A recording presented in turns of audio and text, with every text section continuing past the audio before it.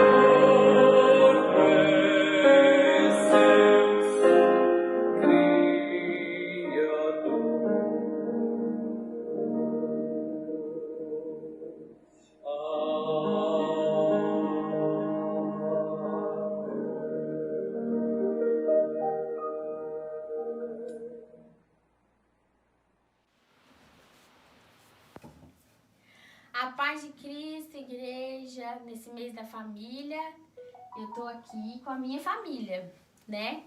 Então, minha família principal, tá faltando o Felipe e Elô hoje, né? Mas estou aqui com o meu irmão, caçula Pedro, estou aqui com a minha avó Rosa, que é a mãe do meu pai, estou com meu irmão Lucas, dá um oizinho aí, Lucas, com a minha mãe Vânia e com o meu avô, que é pai da minha mãe, Pedro. E meu pai, Eliomar, que a gente chama de Léo. E hoje nós estamos aqui em família e essas pessoas que estão aqui são as pessoas que já estamos convivendo mesmo nesse meio de pandemia, né? A gente acabou escolhendo um grupinho da família para conviver e essas pessoas nós sempre estamos convivendo. Então está tudo tranquilo. Nós vamos cantar uma música sobre o mês da família. Cante com a sua família também.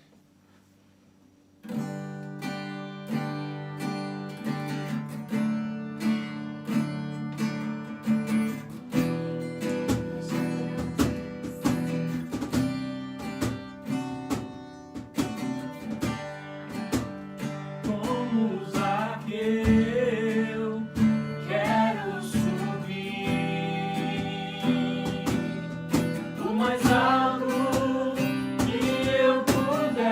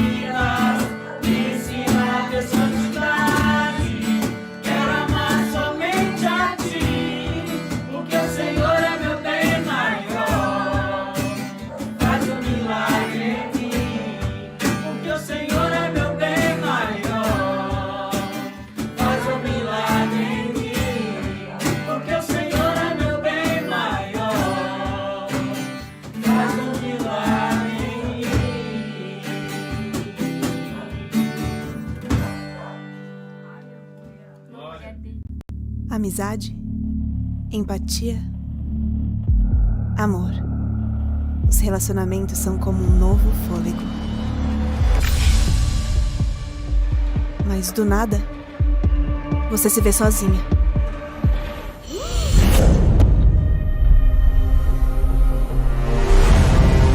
Você percebe, da pior forma, que o amor não é uma prisão.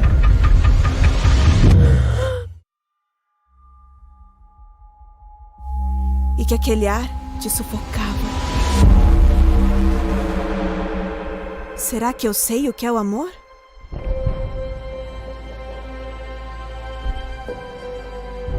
Respira. É possível amar sem se aprisionar. E alguém pode te ajudar a fazer isso. Seu nome? Jesus.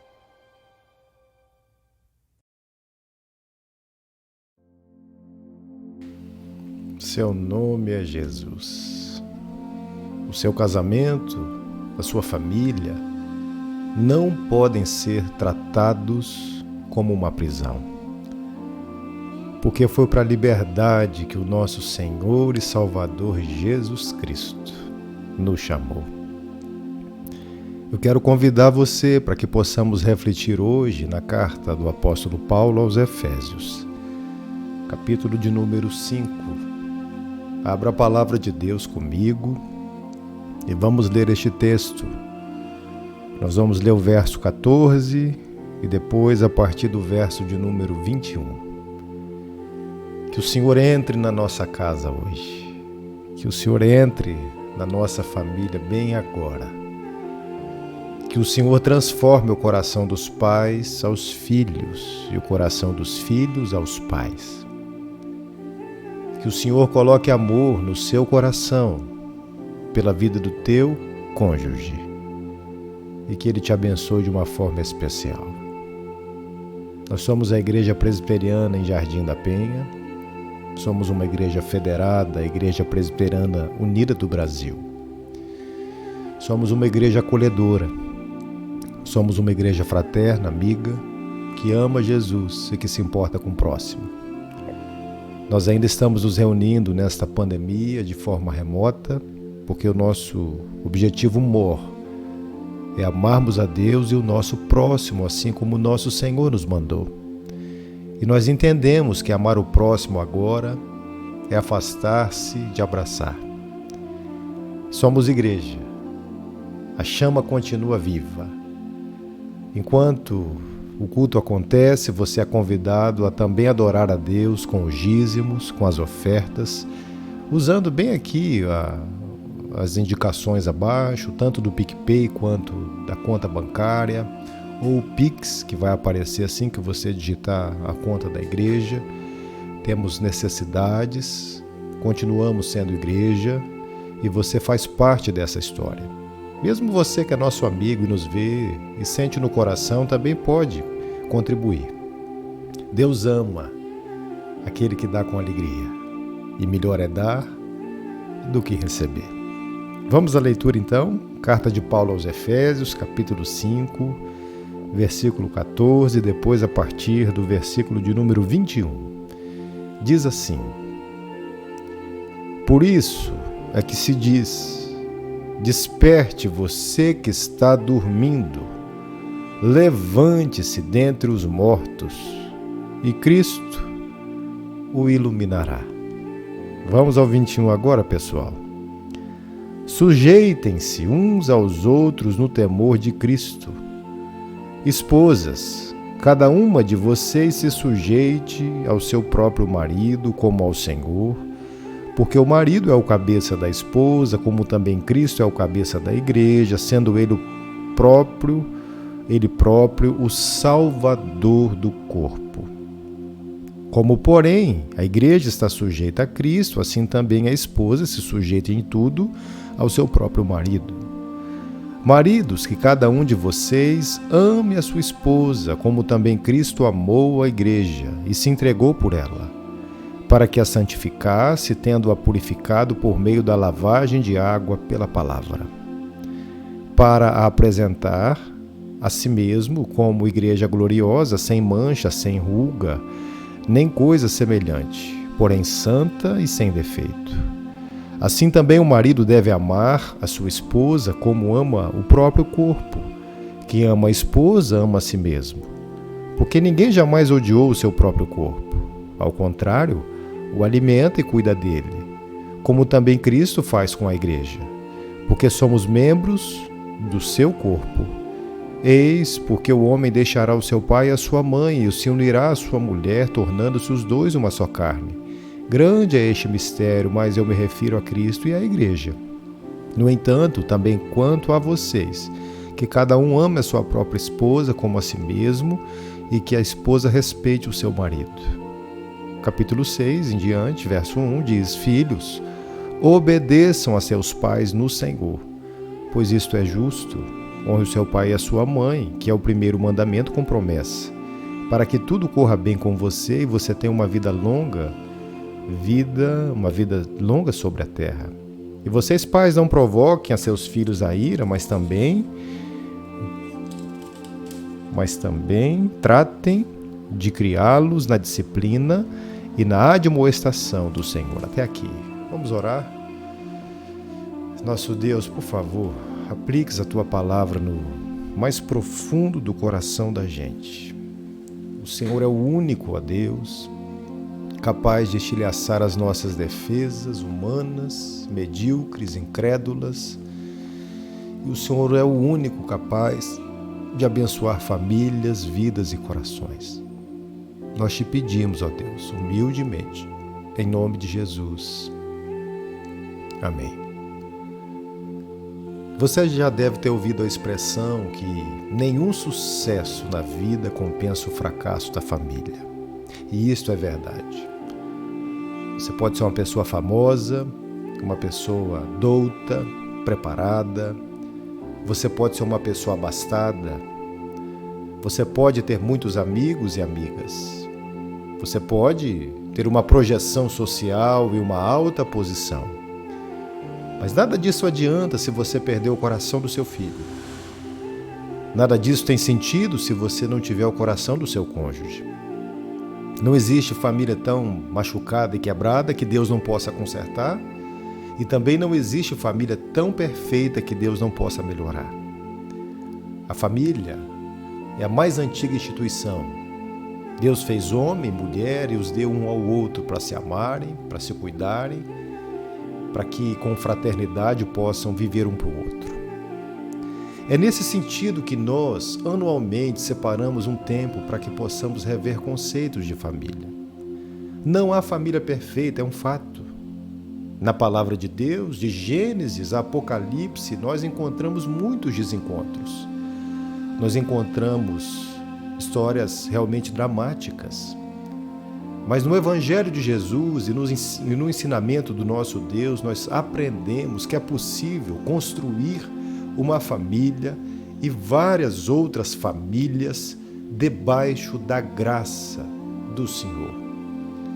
A graça é esse favor operante que me abraça, que te abraça, que nos inunda como uma verdadeira sintonia de uma grande orquestra, e que faz a engrenagem da vida da família funcionar de forma equilibrada e amorosa.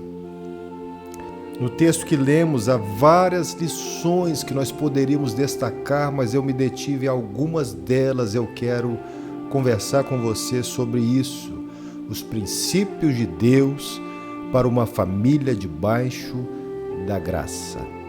Antes de tudo, eu quero falar um pouco sobre o autor da carta, Paulo, o apóstolo chamado dos gentios, aquele que perseguia a igreja, perseguia os cristãos, aquele que participou do primeiro martírio da igreja, não como perseguido, mas como perseguidor. Falo aqui do diácono Estevão, que foi apedrejado por anunciar a verdade do Evangelho. Paulo pegou cartas com as autoridades religiosas para que pudesse encarcerar os nossos irmãos na prisão, e alguns deles foram levados ao Coliseu, ao circo de Nero, e foram dizimados pelas bestas feras com a família inteira. Outros foram verdadeiras velas vivas, incendiados em praça pública para iluminar Roma, porque Nero tinha colocado fogo em Roma. E a culpa recaiu aos nossos irmãos do passado. Foi por isso que Paulo foi preso, estava numa prisão romana, uma prisão fria, úmida, sozinho, somente em alguns momentos com a companhia de Lucas, que escreveu muitas epístolas por ele. Paulo escreve da prisão aos irmãos de Éfeso, uma cidade muito bonita, uma cidade grande, uma cidade que tinha um grande teatro, tinha muita adoração a ídolos pagãos. Pessoas ali estavam dentro da igreja, mas sendo levadas por doutrinas falaciosas, enganosas, mentirosas. E Paulo, nos primeiros 3 capítulos da carta aos Efésios, ele fala de doutrina, e nos outros capítulos da carta aos Efésios ele fala de vida. E ele não podia deixar de escrever esta carta para a igreja de Éfeso e para outras igrejas que tiveram acesso às cópias deste texto, e a nós aqui que recebemos como inspiração do Espírito de Deus, ele não poderia deixar de falar sobre família. E que lições então Paulo nos ensina e ensinou aos Efésios e à igreja primitiva sobre os princípios de Deus para uma família debaixo da graça? Número 1, eu aprendo com Paulo a necessidade de um despertamento para este assunto. Isso mesmo, despertar, acordar, abrir os olhos, avivar, revitalizar, animar, reanimar, renovar. Aqui Paulo inicia no texto que lemos no verso 14 dizendo: desperte. No assunto família, eu preciso de despertamento. Há pais e mães que estão dormindo em relação à criação dos filhos, enquanto perdem os seus filhos. Há maridos que estão dormindo em relação à necessidade de cuidarem da relação marido e mulher. Há esposas que não têm cuidado do seu marido como deveriam e estão perdendo a relação. Então, a primeira lição para que possamos construir uma família debaixo da graça é despertamento. Você precisa despertar a sua atenção para o seu cônjuge, você precisa despertar o seu amor para os seus filhos. E eu falo isso dizendo que é necessário que você entre na vida dos seus filhos, pergunte onde eles estão, com quem conversam, com quem têm falado, sobre quais assuntos eles têm dito. Eles têm dúvidas, eles precisam de discipuladores e você, pai e mãe, são os primeiros, melhores e colocados por Deus na vida dos seus filhos para serem os discipuladores na vida dos seus filhos. Certa vez eu conversava com um colega e ele chorava profundamente. Primeiro ele disse: eu entendi errado, colega. Quando eu fui chamado para o ministério, eu dediquei toda a minha vida para a igreja. Eu passava o dia inteiro na igreja, eu visitava as pessoas da igreja, eu telefonava, eu me importava e eu deixava os meus filhos sempre para depois. Cobranças da igreja, cobranças que eu mesmo fazia de expectativas em relação ao trabalho pastoral. E aí, quando eu fui olhar para os meus filhos, foi tarde demais. Os meus filhos são os meus maiores discípulos. Os seus filhos precisam ser os mais evangelizados. No final, pessoal, o que sobra é a família. Nós precisamos cuidar da igreja, sim, mas a igreja começa dentro de casa. Desperte para o seu cônjuge. Desperte as suas intenções em relação aos seus filhos, aos seus pais, ao cuidado com eles, ao amor a eles. Desperte o seu amor em relação à sua sogra, ao seu sogro. Construa uma família debaixo da graça. Mas note que há uma segunda lição, além da lição do despertamento, quando Deus nos levanta dos mortos, do estado de morbidão, Ele também requer de nós sujeição. Sujeição. Ele fala no 21, sujeitem-se uns aos outros no temor de Cristo. Ele desdobra essa sujeição apontando para a necessidade da esposa se sujeitar ao marido, como a igreja a Cristo, e ele continua dizendo no 25 da necessidade dos maridos amarem a sua esposa. Há pessoas que usam o elemento cultural do tempo do apóstolo para fazer a mulher sofrer. E se esquecem que o verso de número 21 começa com a ordem sujeição para ambos ou para todos os integrantes da família, tanto pais quanto filhos, tanto maridos como esposa. Paulo vive num tempo patriarcal em que o homem é responsável pela alimentação, pelo ensino, pela educação e a mulher era responsável pelas tarefas do lar. Hoje nós vivemos uma transformação social em que muitas mulheres acordam cedo, vão ao mercado de trabalho, trabalham, cuidam dos filhos, cuidam do marido e talvez ganham mais do que os seus maridos para contribuírem com o sustento da casa. Mas a mesma palavra continua em voga, não no sentido de que a mulher é a única a sujeita, mas no sentido de que toda a família, como Cristo se sujeitou ao Pai, precisa se sujeitar um ao outro. Sujeição é fazer o outro maior do que eu. Sujeição é medir a maneira que eu falo com os meus filhos. Sujeição é medir o jeito que eu trato meu marido, que eu olho para minha esposa. Eu não sou a pessoa mais importante da casa por ser marido.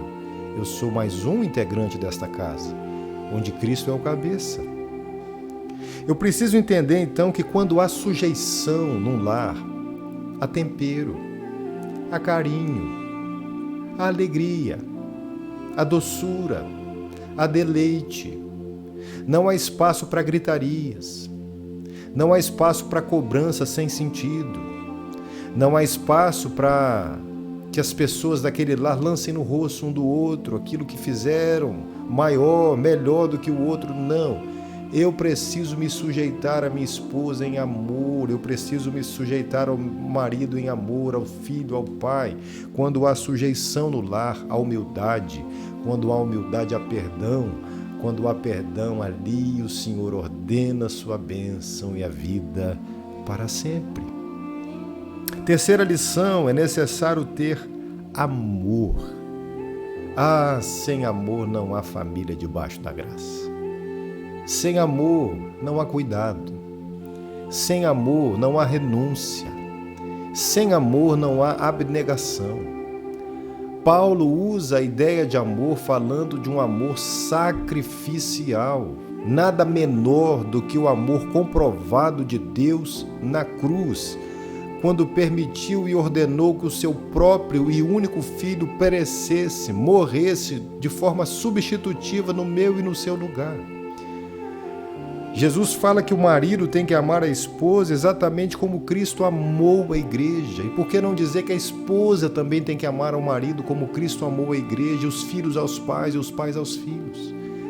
É um amor que entrega, é um amor sem medida, é um amor tratando o outro como extensão do meu próprio corpo. Eu preciso amar os meus filhos e amor muitas vezes é limite. Eu preciso amar o meu cônjuge e amor muitas vezes é abrir mão da razão em nome daquilo que é amoroso. As famílias precisam de amor. O amor é o elo que liga. Se as pessoas não tiverem amor, elas serão alguém que faz até barulho aos ouvidos, mas que não promove mudança nenhuma no coração. As pessoas que não têm amor, Paulo diz em Coríntios 13, que são como símbolo, como sino que retine, só faz barulho.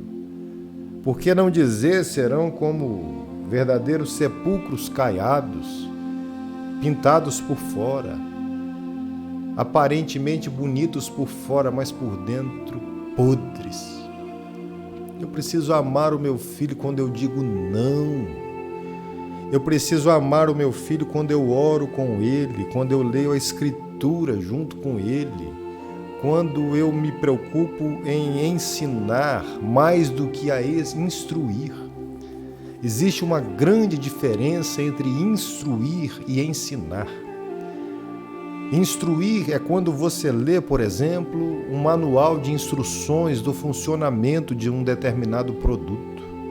Eu posso ler a Bíblia e ser instruído por ela, mas o ensino vai além. Ensinar é dizer como é na prática.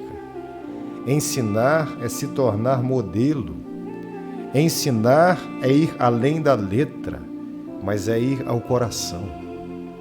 Ensinar é despertar a dúvida.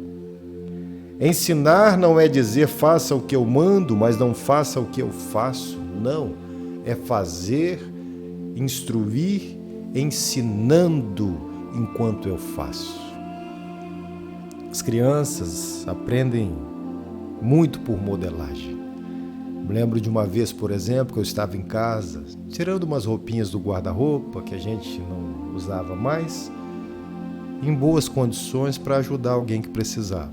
Aliás, todo ano a gente precisa fazer isso, hein? Tira aquilo que você não usa, ou até usa, mas que pode abençoar ainda alguém que não tem nada. E aí eu estava separando, a Letícia era bem pequenininha, e ela perguntou, o que você está fazendo, papai? Eu falei, eu estou separando umas roupinhas para eu dar para alguém que precisa, filhinha. Impressionante, eu não precisei falar, faça o mesmo. Simplesmente ela saiu dali, foi para o quartinho dela, e quando nós chegamos, todas as roupas do guarda-roupinha dela já estavam na malinha para doação. Nós demos muita risada e tivemos que argumentar muito para explicar para ela que ela não era bem assim, que ela não podia dar tudo também, que ela precisava ficar com algumas roupinhas.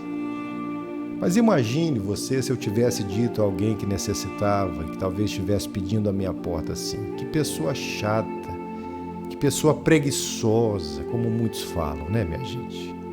Como se pobreza fosse preguiça, como se pobreza fosse a não vontade de um ser humano.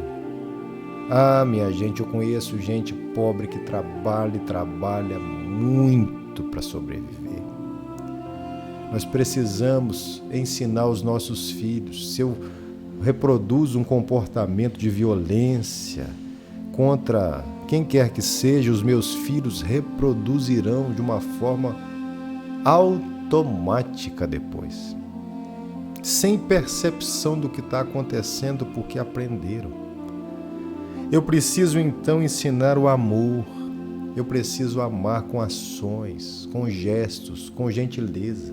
Bom dia, boa tarde, boa noite, por favor, me perdoa, me desculpe. Eu não queria ter sido tão leviano, tão grosso, tão indelicado ou indelicada. Não deixa que o dia termine sem que você peça perdão à sua família, se sujeitando um ao outro. Se humilhe, que Deus te exaltará. Ensine ao seu filho a se arrepender, a pedir perdão. Não haja como alguém dono da verdade, mas alguém que se quebranta. Isso agrada ao Senhor. E todas as vezes no futuro que for necessário este quebrantamento, o seu filho não medirá e fará. Mas que lições há aqui ainda que eu quero compartilhar com vocês? A próxima lição que eu aprendo aqui é sobre a necessidade da obediência. O texto fala no capítulo 6, filhos, obedeçam. Obedeçam aos seus pais no Senhor, porque isso é justo. Ele cita o único mandamento de promessa. É necessário que os filhos obedeçam sem questionar tanto. É necessário que os filhos entendam que os pais o amam. E mesmo que se excedam em alguns momentos, eles estão fazendo o que pensam que é melhor para os seus filhos. Obedeçam os seus pais. Honrem os seus pais. Cuidem dos idosos. Visitem os seus avós. Telefone. Mande presentes. Seja grato. Lembre da memória dos seus pais e avós. Isso vai fazer uma grande diferença na sua vida e na vida deles. Não seja uma pessoa que desonra os seus pais querendo só o recurso que eles têm, só o dinheiro que eles têm, só a herança, mas cuide para que eles sejam a sua maior e melhor herança, porque isso agrada o Senhor. Eu também aprendo aqui uma lição muito imperiosa. Não provoquem os seus familiares. Versículo 4. Nós não podemos provocar os nossos filhos quando somos incoerentes, por exemplo. Quando exigimos algo e não fazemos. Quando nós usamos da nossa palavra cheia de astutícia cheia de estultices, cheia de palavras que são carregadas de veneno, de implicância. Não, os meus lábios precisam ser amorosos. Eu não posso provocar os meus filhos quando eu ajo de uma maneira que é incompatível com aquilo que eu ensino. Eu preciso ser modelo.